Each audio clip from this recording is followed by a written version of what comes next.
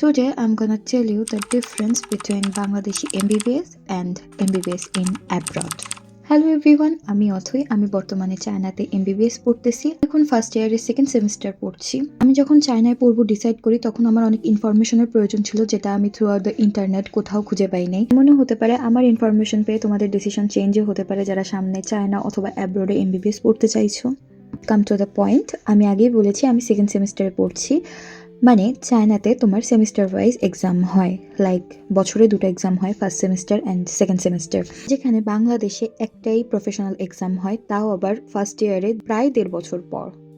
তবে বাংলাদেশে continuously item, card and term এক্সামের জন্য স্টুডেন্টরা ফ্লোয়ের সাথে পড়াশোনা করতে পারে, কিন্তু চায়নাতে এগুলা কিছুই হয় না, যার কারণে পড়াশোনা তোমাকে নিজের হাতেই নিতে হবে। আর এটা যদি তুমি না করতে পারো তাহলে এরকম অনেক স্টুডেন্টদের সাথে তুমিও ফেল করবে। If you want this type of video, stay tuned. By.